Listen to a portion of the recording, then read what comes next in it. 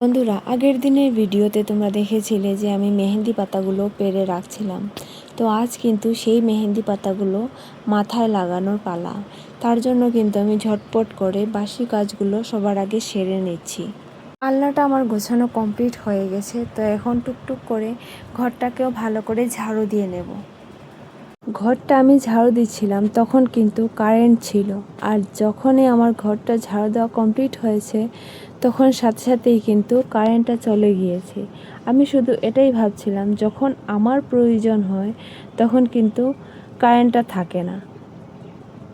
এরকম কিন্তু আমার সাথে অনেকবার হয়েছে।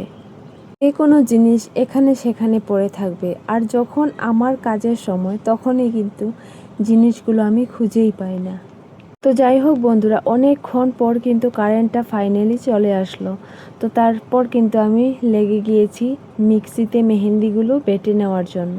মেহেন্দিতে কিন্তু আমি একটা জিনিস সবসময় ব্যবহার করে থাকি, সেটা হলো 2-3 টুকরো লেবু দিয়ে থাকি, যার ফলে আমার মাথার খুশকি বা ড্যান্ড্রাফগুলো কিন্তু খুব সহজেই দূর করতে পারি। তো ফাইনালি আমার মেহেন্দি লাগানো কমপ্লিট হয়ে গেছে। তারপর কিন্তু সকালের খাওয়া দাওয়া আমি করে নিয়েছিলাম। তো এখন চলে এসেছি সকালের বাসনগুলোই টুকটুক করে ধুয়ে নেওয়ার জন্য। তারপর কিন্তু আমি রান্নাবাড়িও শুরু করে দিয়েছি। এদিকে রান্নাঘরে জল ছিল না, তার জন্য কিন্তু জলটা আনতে গিয়েছিলাম।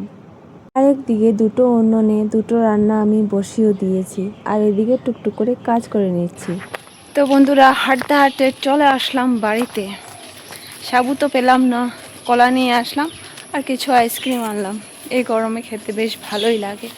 তো চলো ঘরে যাওয়া যাক। দুপুরে খাওয়া দাওয়ার পর আমি একটু দোকানে বের হয়েছিলাম সাবু আর কলা আনার জন্য, কিন্তু আমি সাবু পাইনি, শুধুমাত্র পেয়েছি কলা। কলা এবং আইসক্রিম নিয়ে কিন্তু বাড়িতে চলে এসেছি। কলা আনার একটাই কারণ, সেটা হলো আগামীকাল আজকে সোমবার, তার জন্য কিন্তু কলা এবং সাবু আনতে গিয়েছিলাম। সাথে কিন্তু বেলপত্রও নিয়ে চলে এসেছিলাম।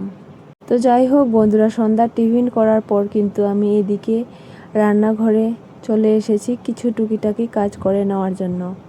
আমি সবসময় চেষ্টা করি যেন আগের দিন সব কাজগুলো সেরে নেওয়ার, তাহলে কিন্তু ঘুম থেকে উঠে এত হুটোপাটা হয় না এবং খুব সুন্দরভাবে কাজগুলো হয়ে যায়, পুজো পাঠটি কমপ্লিটও হয়ে যায় খুব তাড়াতাড়ি।